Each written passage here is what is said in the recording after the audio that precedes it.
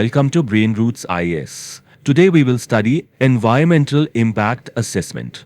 किसी भी developing nation में, स्पेशली इंडिया जैसे देश में, एक तरफ रैपिड इंफ्रास्ट्रक्चर और इकोनॉमिक डेवलपमेंट की बहुत सख्त ज़रूरत होती है, पर दूसरी तरफ हमारी फ्रिजाइल इकोसिस्टम्स और नेचुरल एनवायरनमेंट को प्रोटेक्ट करना उतना ही क्रिटिकल है। यहाँ आता है एनवायरमेंटल इम्पैक्ट असेसमेंट यानी EIA। ये एक statutory multi step evaluation process है। इसका मेन काम क्या है? किसी भी मेजर डेवलपमेंट प्रोजेक्ट को जमीन पर उतारने से पहले उसके एनवायरमेंटल कॉन्सिक्वेंसेस को साइंटिफिकली और रिगरसली इवैल्यूएट करना। तो चलिए आज इस पूरे स्टैट्यूटरी फ्रेमवर्क के कोर मैकेनिज्म को डीपली एनालाइज करते हैं। इस टॉपिक को कॉम्प्रिहेंसिवली समझने के लिए हम मेनली इन 5 कोर एरियाज पर फोकस करेंगे। The core EIS cycle, predicting consequences, public voice and environment management plan, the 2006 amendment, और finally the critical analysis of the 2020 draft notification। तो शुरू करते हैं हमारे पहले सेगमेंट से, द कोर EI साइकिल। एक क्लियर कट प्रोसेस जिसके थ्रू किसी भी बड़े प्रोजेक्ट को प्रैक्टिकली पास होना पड़ता है।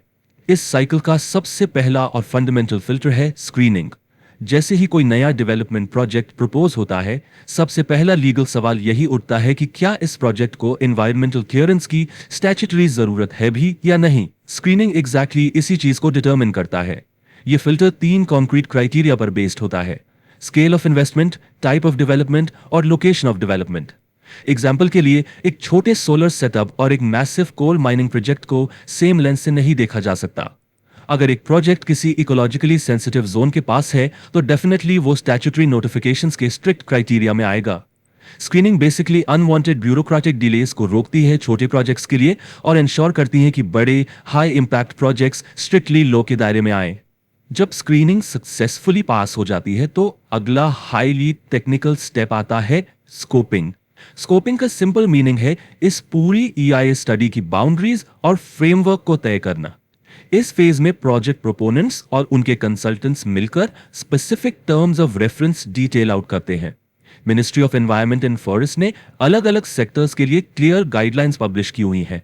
स्कोपिंग में फंडामेंटली 2 तरह के इंपैक्ट्स को एड्रेस किया जाता है।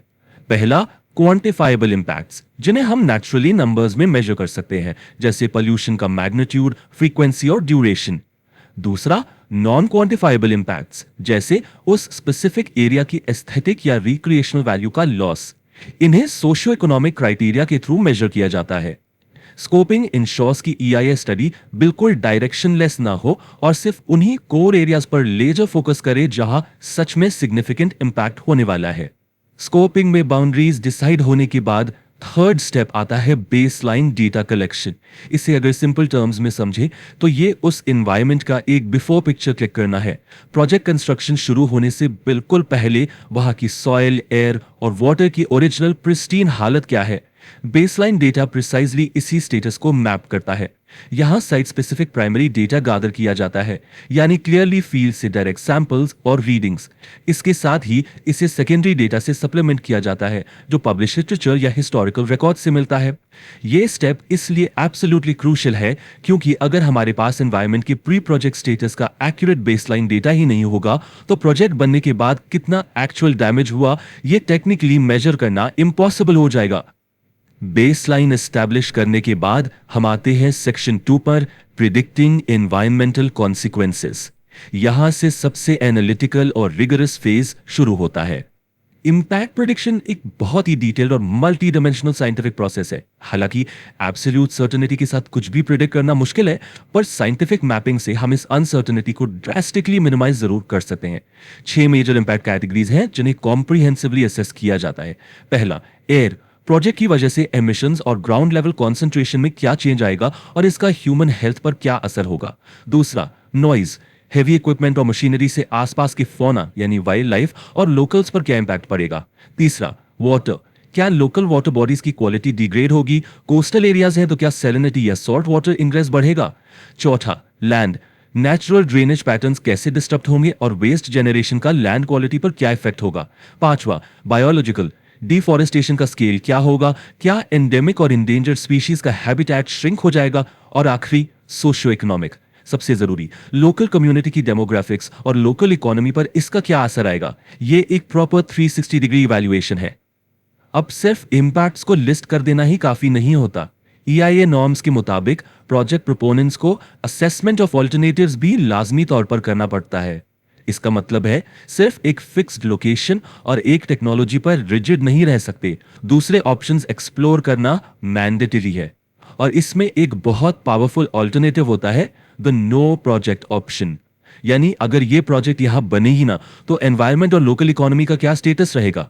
इन सारे ऑल्टरनेटिव्स के एनवायरमेंटल एट्रीब्यूट्स को ऑब्जेक्टिवली कंपेयर किया जाता है, फिर उन्हें रैंक किया जाता है to find the optimum benefit. एक ऐसी अप्रोच जहां एनवायरमेंटल डैमेज लीस्ट हो और इकोनॉमिक बेनिफिट मैक्सिमम। जब बेस्ट ऑप्शन सिलेक्ट हो जाता है तब एक सॉलिड मिटिगेशन प्लान बनाया जाता है। ये एक टेक्निकल ब्लूप्रिंट है जो क्लियरली डिफाइन करता है कि स्पेसिफिक डैमेज को कंट्रोल करने के लिए क्या स्टेप्स उठाए जाएंगे। मिटिगेशन प्लान क्लियर होने के बाद हम एंटर करते हैं सेक्शन 3 में, पब्लिक वॉइस एंड मिटिगेशन। क्योंकि अल्टीमेटली ईआईएस सिर्फ साइंटिस्ट्स और ब्यूरोक्रेट्स का पेपरवर्क नहीं है। जैसे ही ड्राफ्ट ईआईआर रिपोर्ट कंप्लीट होती है, पब्लिक हियरिंग स्टेज आती है। एक स्ट्रॉन्ग डेमोक्रेटिक फ्रेमवर्क में यह मैंडेटरी है कि इफेक्टेड सिटीजन्स को सुना जाए। इस हियरिंग में पार्टिसिपेट कौन कर सकता है? बोनाफाइड लोकल रेजिडेंट्स, एरिया की लोकल एसोसिएशंस, वहां एक्टिव एनवायरमेंटल ग्रुप्स और कोई भी इंसान जो उस डिस्प्लेसमेंट साइट पर लीगली प्रेजेंट है। ओडिशा की न्यामगिरी हिल्स माइनिंग प्रोजेक्ट जैसे हिस्टोरिकल केसेस में यही public hearing phase local indigenous communities की सबसे बड़ी ताकत बना था। इन सभी पार्टिसिपेंट्स को एक फेयर लीगल राइट मिलता है कि वो ईआईआई के एग्जीक्यूटिव समरी पढ़ें और स्टेट पोल्यूशन कंट्रोल बोर्ड के सामने अपने रिटन या ओरल ऑब्जेक्शंस रेज करें। इस डेमोक्रेटिक कंसल्टेशन और इम्पैक्ट प्रिडिक्शन के बाद प्रोजेक्ट प्रोपोनेंट को एक फाइनल एनवायरनमेंट मैनेजमेंट प्लान यानी ईएमपी सबमिट करना होता है। ये कोई जेनरिक विश लिस्ट नहीं है। ईएमपी एक legally binding proper financially budgeted road map होता है। इसमें फिजिकल प्लानिंग, मिटिगेशन और उन एनवायरनमेंटल डैमेजेस के लिए कॉम्पेंसेशन सिस्टम्स डिटेल किए जाते हैं जिन्हें अवॉइड नहीं किया जा सकता। सबसे इंपॉर्टेंट बात, इन मिटिगेशन मेजर्स के लिए पैसा कहां से आएगा, इसका क्लियर फाइनेंशियल प्रोविजन प्रोजेक्ट के बजट एस्टिमेट्स में दिखाना मैंडेटरी है, ताकि फ्यूचर में फंड्स की कमी का बहाना बनाकर एनवायरनमेंटल सेफ्टी को कॉम्प्रोमाइज न किया जा सके। फिर बारी आती है डिसीजन मेकिंग की। यहां प्रोजेक्ट प्रोपोनेंट और इम्पैक्ट असेसमेंट अथॉरिटी मिलकर पूरी ईआईए और ईएमपी को डीपली इवैल्यूएट करते हैं और अगर सब सही रहा तो एनवायरमेंटल क्लियरेंस ग्रांट कर दिया जाता है। लेकिन क्लियरेंस मिलना गेम का एंड नहीं है। असली अकाउंटेबिलिटी आती है मॉनिटरिंग फेज में। एक रेगुलेटरी एजेंसी कंटिन्यूअसली वेरीफाई करती है कि कंस्ट्रक्शन और ऑपरेशन फेजेस के दौरान प्रिडिक्शंस एक्यूरेट थे या नहीं और ईएमपी प्रॉपर्ली कंप्लाई हो रहा है या नहीं। अगर actual environmental damage predicted limit से क्रॉस कर जाता है तो इमीडिएट स्ट्रिक्ट लीगल एक्शंस लिए जाते हैं। मॉनिटरिंग इस मैकेनिज्म का एक्चुअल बैकबोन है। आप चलते हैं थोड़ा हिस्टोरिकली आगे, सेक्शन 4 पर, द 2006 अमेंडमेंट चेंजेस। 2006 में गवर्नमेंट ने ईआईए फ्रेमवर्क में एक मैसिव लेजिस्लेटिव शिफ्ट इंट्रोड्यूस किया जिसने इस पूरे प्रोसेस को स्ट्रीमलाइन कर दिया। 2006 अमेंडमेंट का प्राइमरी गोल था क्लियरेंस साइकिल को स्ट्रीमलाइन करना और रेड टेप यानी ब्यूरोक्रेटिक डिलेस को कट करना। इसके लिए पूरे कोर ईआईए साइकिल को 4 हाईली स्ट्रक्चर्ड स्टेजेस में कंप्रेस कर दिया गया: स्क्रीनिंग, स्कोपिंग, पब्लिक हियरिंग और अप्रेजल। अब सारा प्रोसेस इन्हीं 4 स्टेजेस के थ्रू मूव करता था, जिससे एफिशिएंसी काफी बढ़ गई। लेकिन इस 2006 अमेंडमेंट का सबसे बड़ा गेम चेंजर था प्रोजेक्ट्स को साइज के बेसिस पर डिसेंट्रलाइज करना। उन्होंने प्रोजेक्ट्स को 2 कैटेगरीज में डिवाइड किया, कैटेगरी ए और कैटेगरी बी। कैटेगरी ए में आते हैं मैसिव नेशनल लेवल प्रोजेक्ट्स जैसे बड़े हाईवेज या मेगा पावर प्लांट्स। इनका अप्रेजल डायरेक्टली नेशनल लेवल पर इंपैक्ट असेसमेंट एजेंसी करती है। क्योंकि इनका इंपैक्ट इनहेरेंटली बहुत बड़ा होता है, इन्हें किसी स्क्रीनिंग की जरूरत नहीं होती। इनके लिए क्लियरेंस प्रोसेस डायरेक्टली स्टार्ट होता है। दूसरी तरफ category B projects relatively smaller होते हैं, तो इनका कंट्रोल स्टेट लेवल को दे दिया गया। इन्हें state level environment impact assessment authority handle करती है और क्योंकि इनका स्केल वेरिएबल होता है, कैटेगरी बी प्रोजेक्ट्स के लिए स्क्रीनिंग प्रोसेस कंपलसरी होता है।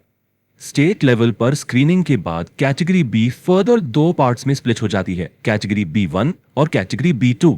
अगर स्क्रीनिंग कहती है कि प्रोजेक्ट का इंपैक्ट सिग्निफिकेंट होगा तो उसे B1 में डाला जाता है। B1 प्रोजेक्ट्स के लिए मैंडेटरी EIA रिक्वायर्ड होता है और इन्हें स्कोपिंग से लेकर पब्लिक हियरिंग तक पूरे साइकिल से गुजरना पड़ता है।